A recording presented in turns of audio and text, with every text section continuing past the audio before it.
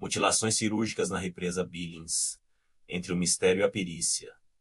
A represa Billings, localizada na região metropolitana de São Paulo, já foi símbolo de progresso e engenharia. Projetada no início do século XX para alimentar hidrelétricas e conter enchentes.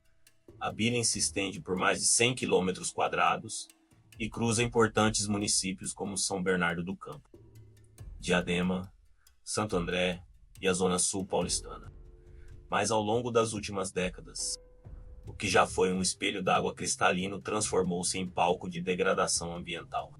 Ocupações irregulares e, mais recentemente, eventos sombrios que desafiam explicações racionais. Em meio à lama tóxica, à vegetação abafada e aos resíduos boiando em silêncio, um caso ocorrido em 2022 trouxe uma nova camada de medo à comunidade local. O corpo de um homem identificado como Joaquim Gonçalves foi encontrado próximo a uma das ilhas da represa. O corpo estava mutilado menos, mas não de maneira comum. Faltavam-lhe órgãos. Os olhos haviam sido removidos com precisão, e os cortes apresentavam padrões cirúrgicos, com bordas cauterizadas e ausência aparente de sangue. Desde então, moradores e especialistas se dividem entre hipóteses racionais e conjecturas perturbadoras. Teria sido um assassinato com motivação médica? Uma colheita ilegal de órgãos? Um crime ritualístico? Ou algo ainda mais indecifrável? Este artigo se propõe a mergulhar nesse caso e em outros semelhantes, analisando os aspectos forenses, sociais e simbólicos das chamadas mutilações cirúrgicas na região da represa Billings, na manhã de 18 de novembro de 2022. Pescadores da região de Pedreira, zona sul de São Paulo, notaram algo estranho boiando próximo a uma das ilhas da represa. A princípio, pensaram tratar-se de um animal morto, visão infelizmente comum nas águas poluídas da Billings. No entanto, ao se aproximarem, notaram algo muito pior. Era um corpo humano em avançado estado de rigidez, flutuando de barriga para cima, sem os olhos, com o abdômen retraído e pele escurecida. A polícia foi acionada. O cadáver foi resgatado por equipes dos bombeiros e levado ao Instituto Médico Legal. O homem foi identificado posteriormente como Joaquim Gonçalves. 53 anos, morador da região, conhecido por sofrer de epilepsia. De acordo com os registros familiares, ele havia desaparecido 2 dias antes após sair para pescar sozinho. No entanto, o que mais chamou a atenção da equipe médica legista não foi a presença de fauna aquática ou estado de decomposição. Foi a precisão anormal das mutilações. O laudo oficial descrevia ausência completa dos olhos, com bordas cauterizadas, retirada dos órgãos internos, incluindo fígado, intestinos e rins, sem ruptura caótica, indício de aspiração por orifício natural, técnica incomum, mesmo em ambientes clínicos. Presença de lesões pélvicas profundas, com corte simétrico e pouco sangramento externo. Além disso, não havia marcas de luta, arranhões, contusões ou hematomas externos, sugerindo que a vítima já estaria inconsciente ou morta no momento da remoção dos órgãos. A família, ao receber o corpo, foi instruída a não realizar velório aberto. O impacto da descrição dos ferimentos foi suficiente para gerar medo na comunidade local, que passou a especular: Joaquim teria sido vítima de tráfico de órgãos, de um ritual macabro ou de algo ainda mais inexplicável. O delegado responsável afirmou não ter evidências conclusivas. Fizemos buscas na área, interrogamos moradores, mas até agora nenhuma testemunha viu ou ouviu qualquer movimentação estranha. É como se ele simplesmente tivesse desaparecido e voltado assim. O caso foi arquivado provisoriamente por falta de provas. O caso de Joaquim não é isolado. Embora raro, há uma recorrência inquietante de corpos mutilados com padrão cirúrgico em locais ermos do Brasil, menos alguns inclusive em outras represas. Em 1988, um dos relatos mais conhecidos envolveu a represa de Guarapiranga. Também em São Paulo, um corpo masculino foi encontrado em condições muito semelhantes, sem olhos, sem língua, sem órgãos internos, com cortes cauterizados e absoluta ausência de sangue na cena. O laudo do IML, à época, sugeriu que as mutilações teriam ocorrido com instrumentos de alta precisão, sob condições laboratoriais. As fotos, posteriormente vazadas, circularam em sites conspiratórios e ufológicos por décadas.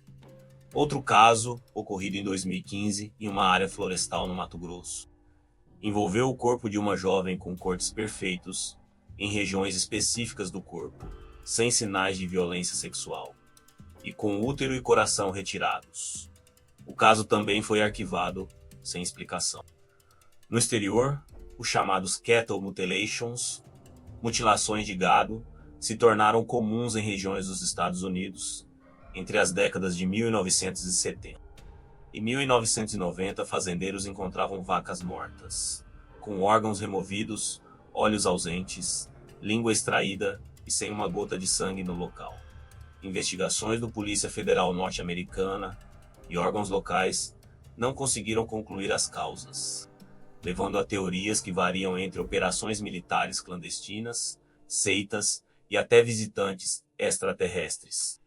O padrão em todos os casos é o mesmo: cortes precisos e anatômicos, ausência ou mínimo de sangue, órgãos removidos seletivamente, cauterização térmica de tecidos, ausência de testemunhas ou sinais de luta. 4 em comum. Há também um elemento simbólico. As vítimas parecem ser pessoas socialmente invisíveis pobres, moradores de periferia, pescadores, viajantes solitários. A impunidade e a falta de resposta alimentam tanto o medo quanto a mitologia em torno desses eventos. 4. Análise médico-legal. A frieza da técnica, casos como o de Joaquim Gonçalves, desafiam os limites da medicina legal convencional. Os peritos responsáveis pela necropsia de Joaquim indicaram que as lesões apresentadas não eram compatíveis com ataques de animais, tampouco com violência urbana padrão. O que se viu foi um conjunto de procedimentos realizados com técnica e conhecimento anatômico. Os laudos apontaram cortes precisos, retos, com margens regulares, o que exclui ferramentas improvisadas, como facas comuns ou lâminas enferrujadas. Cauterização térmica em torno das incisões menos algo possível, apenas com dispositivos de alta temperatura, como bisturis elétricos ou lasers cirúrgicos. Retirada interna de órgãos com mínima destruição dos tecidos ao redor, indicando manuseio profissional. Esses indícios levam à conclusão inquietante. A pessoa que realizou tais mutilações possivelmente tinha formação médica, odontológica, veterinária ou paramédica. Há, inclusive, entre investigadores forenses, o termo informal assinatura clínica, utilizado para indicar que o executor sabia exatamente o que estava fazendo. E por quê? Outro fator chama a atenção: a ausência de sangue. Em um corpo vivo ou recém-morto, a retirada de órgãos causa hemorragia significativa. Porém, nos casos como o de Joaquim, o corpo parecia drenado. Isso pode indicar que as mutilações aconteceram horas após a morte, ou que o sangue foi deliberadamente removido por sucção ou drenagem venosa. Além disso, o ambiente em que o corpo foi encontrado, um braço isolado da represa, não apresentava rastros de presença humana, nem materiais médicos descartados. Isso sugere que Joaquim foi morto e mutilado em outro local, e o corpo foi descartado na represa posteriormente. As limitações investigativas, porém, dificultam conclusões definitivas. A perícia brasileira, embora competente, sofre com falta de recursos pessoal e prioridade em casos que envolvem pessoas pobres ou locais isolados. Como consequência, muitos casos assim nunca ultrapassam a fase do arquivamento. 5. Dimensões sociais e ambientais, invisibilidade e abandono à represa Billings. Com toda sua importância estratégica, também representa um paradoxo urbano e social, cercada por comunidades carentes, favelas e ocupações irregulares. Ela é frequentemente esquecida pelas políticas públicas, menos a não ser quando crises hídricas, ou ambientais eclodem. As margens da Billings abrigam centenas de famílias em situação de vulnerabilidade, que dependem da pesca artesanal, da coleta de recicláveis ou de trabalhos informais. Joaquim Gonçalves era um exemplo. Epiléptico, vivia sozinho, pescava para sobreviver e foi dado como desaparecido, sem mobilizar grandes buscas ou cobertura da mídia. Essa invisibilidade social é parte fundamental da persistência de crimes não resolvidos. Corpos como o de Joaquim Menos e os de outros casos semelhantes pertencem a pessoas cujas vidas já eram ignoradas em vida e cujas mortes passam batidas por instituições formais. Além disso, a degradação ambiental da represa cria o cenário ideal para o descarte de corpos. A água escura e contaminada, somada à pouca fiscalização em áreas remotas, transforma Billings em depósito clandestino de restos humanos, resíduos industriais e segredos urbanos. Moradores da região relatam com frequência achados de partes de corpos, inclusive sacos com restos orgânicos, ossadas e animais mortos em circunstâncias bizarras. No entanto, a maioria desses relatos não chega à imprensa ou às estatísticas oficiais. Esse contexto alimenta o medo menos, mas também a proliferação de boatos, lendas e suposições fantásticas. Histórias de carros pretos que desaparecem à noite. Laboratórios flutuantes e até abduções alienígenas circulam entre os moradores. Embora sem base empírica, essas narrativas têm poder simbólico. São uma forma de dar sentido ao que é, até agora, inexplicável. 6. Pressão pública e reações institucionais, diferente de crimes ocorridos em regiões centrais ou com vítimas da classe média. Os casos envolvendo mutilações na periferia da Billings raramente ganham destaque nacional. O caso Joaquim só foi brevemente noticiado por portais locais e se popularizou mesmo em fóruns de internet, grupos de WhatsApp sobre redes voltados a mistérios e ufologia. Essa falta de cobertura e apuração leva à naturalização da violência nas periferias, criando uma espécie de aceitação silenciosa de que certas vidas e certas mortes não valem manchete.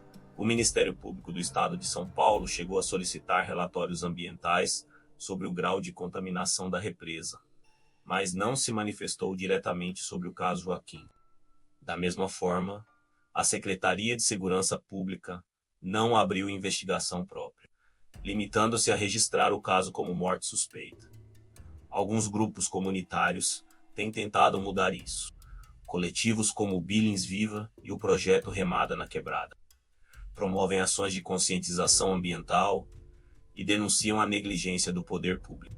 Eles também documentam informalmente ocorrências anômalas e pressionam vereadores e lideranças políticas locais por respostas.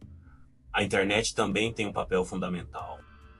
Vídeos no YouTube com teor investigativo, como documentários independentes e podcasts criminais, já abordaram o caso de Joaquim com maior profundidade do que muitos jornais tradicionais. A repercussão nas redes gerou discussões intensas, muitas vezes recheadas de teorias conspiratórias ou paranormais, o que, embora distorça os fatos, ao menos mantém o caso na memória coletiva.